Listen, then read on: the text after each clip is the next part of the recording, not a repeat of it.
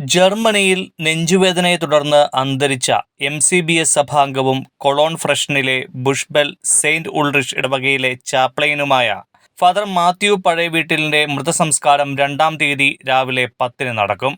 ജർമ്മനിയിൽ കഴിഞ്ഞ വെള്ളിയാഴ്ച വൈകുന്നേരം ദിവ്യബലി അർപ്പിക്കാനായി തയ്യാറെടുപ്പുകൾ നടത്തിക്കൊണ്ടിരിക്കുമ്പോൾ നെഞ്ചുവേദന ഉണ്ടാവുകയായിരുന്നു.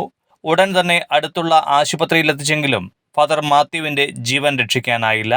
ജർമ്മനിയിലെ സുഹൃത്തുക്കളുടെയും എം.സി.ബി.എസ് സഭാ അധികൃതരുടെയും ഇടപെടലോടെയാണ് മൃതദേഹം നാട്ടിലെത്തിക്കാനുള്ള ക്രമീകരണം ചെയ്തത്. 1-ാം തീയതി കൊച്ചി എയർപോർട്ടിലെത്തിക്കുന്ന മൃതദേഹം സഭാധികാരികളുടെയും ബന്ധുജനങ്ങളുടെയും സാന്നിധ്യത്തിൽ പരിയാരം സെന്റ് മേരീസ് എം.സി.ബി.എസ് മൈനർ സെമിനാരിയിലേക്ക് കൊണ്ടുപോകും. 2-ാം തീയതി രാവിലെ 8-ന് പൊതുദർശനത്തിന് ശേഷം മൃതസംസ്കാര ചടങ്ങുകൾ നടക്കും.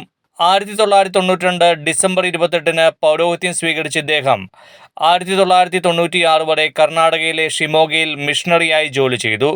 പരിയാരത്തുള്ള വൈദിക സെമിനാരിയിൽ അധ്യാപകനായി സേവനം ചെയ്യുന്നതിനിടെയാണ് ജർമ്മൻ ഭാഷയിൽ പാണ്ഡിത്യം നേടിയതും 1999 നവംബറിൽ ജർമ്മനിയിലെത്തുന്നതും. 2000-ൽ കൊളോണിലുള്ള ഫ്രഷ്നിലാണ് ജോലി ആരംഭിച്ചത്. കഴിഞ്ഞ 25 വർഷമായി ഈ ഇടവകയിൽ തന്നെയാണ് അച്ഛൻ സേവനം ചെയ്തത്. ഒരു വൈദികൻ 1/4 നൂറ്റാണ്ടുകാലം ഒരു ഇടവകയിൽ തന്നെ സേവനം ചെയ്യുന്നതും സഭയുടെ ചരിത്രത്തിൽ അത്യപൂർവമാകാം. ഈ കാലം കൊണ്ട് അച്ഛൻ ആ നാടിന് ഏറ്റവും പ്രിയപ്പെട്ട വൈദികനായി മാറി. അച്ഛനിലൂടെ ജർമ്മൻ ജനത ഭാരതത്തെയും സ്നേഹിച്ചു. 2018-ലും 2024-ലും അച്ഛൻ്റെ ഇടവക ജനം അച്ഛനോടൊപ്പം ഭാരതത്തിലും കേരളത്തിൻ്റെ വിവിധ സ്ഥലങ്ങളിലും സന്ദർശിക്കാനെത്തിയിരുന്നു. ഇക്കാലങ്ങളിൽ ജർമ്മൻ ജനതയുടെ ഹൃദയത്തിൽ ഇടം നേടിയ അച്ഛനെക്കുറിച്ചുള്ള ഓർമ്മകളിലാണ് ജനം. ജർമ്മനിയിൽ സേവനം ചെയ്യുന്ന എം.സി.ബി.എസ് സഭാംഗങ്ങളാണ് അത്തരം അനുഭവങ്ങളേറെയും പങ്കുവച്ചത്. 1/4 നൂറ്റാണ്ടുകാലം ഒരു ഇടവകയിൽ തന്നെ സേവനം ചെയ്ത അച്ഛന് ഒരുപാട് കുടുംബങ്ങളുമായും കുട്ടികളുമായും ഇഴപിരിയാത്ത ബന്ധമുണ്ടായിരുന്നു. ആദ്യ കുർബാന സ്വീകരിക്കുന്ന കാലം മുതൽ അവരെ ദൈവവിളിയിലേക്ക് നയിക്കാൻ അച്ഛൻ പരിശ്രമിച്ചു. ആദ്യ കുർബാന സ്വീകരിക്കുന്നതിനിടയിൽ ഒരു കുട്ടിയോടും അവൻ്റെ മാതാപിതാക്കളോടും അച്ഛൻ ഇങ്ങനെ പറഞ്ഞു: "ഡേവിഡ് എന്ന ബാലൻ നാളെ എന്നെപ്പോലെ വൈദികനായി അൾത്താരയിൽ ദിവ്യബലി അർപ്പിക്കുന്നത് ഞാൻ കാണുന്നു. ഇന്ന് ഡേവിഡ് വൈദിക ജീവിതത്തിന്റെ അവസാന ഘട്ടത്തിലേക്ക് പ്രവേശിച്ചിരിക്കുന്നു." ഡേവിഡിന്റെ മാതാപിതാക്കൾ അച്ഛനിൽ ഒരു പ്രവാചകനെയാണ് കാണുന്നത്. അച്ഛന്റെ ദേവാലയത്തോട് ചേർന്നുള്ള സെയിന്റ് കാതറിൻ ആശുപത്രിയിൽ മലയാളികളായ 100ഓളം നഴ്സുമാർ ജോലി ചെയ്യുന്നുണ്ട്. കൂടാതെ നിരവധി നഴ്സുമാർക്ക് വിവിധ ആശുപത്രിയിലേക്കുള്ള വഴികാട്ടിയായി മാറാനും അച്ഛന് കഴിഞ്ഞു. ഒരുപാട് പേർക്ക് താമസ സൗകര്യം ഒരുക്കാനും കഴിഞ്ഞു.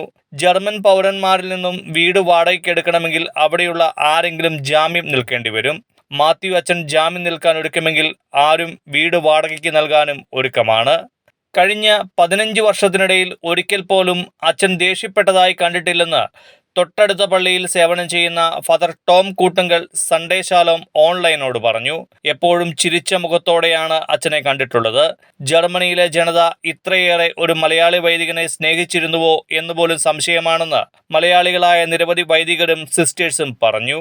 ജർമ്മനിയിലെ കത്തോലിക്ക സഭയ്ക്ക് മാത്രമല്ല, കേരളത്തിൽ നിന്നുള്ള 100 കണക്കിന് ആളുകളുടെ അഭയകേന്ദ്രമായിരുന്ന അച്ഛൻ്റെ മരണം നാട്ടിലും വിദേശത്തും വേദനാജനകമായ ഓർമ്മയായി തീരുകയാണ്. Sunday Shalom, German news desk.